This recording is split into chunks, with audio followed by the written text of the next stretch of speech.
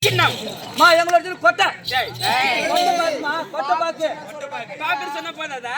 கொட்டை பாக்குன்னு சொன்னதான் தெரியும். இலக்கிய வேற சொல்றியா?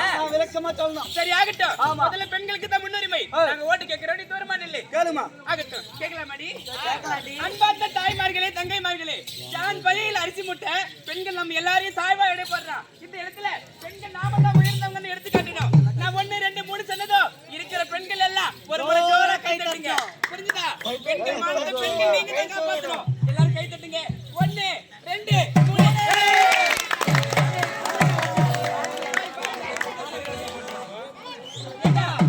ஒரு செல்லாத ஓட்டு.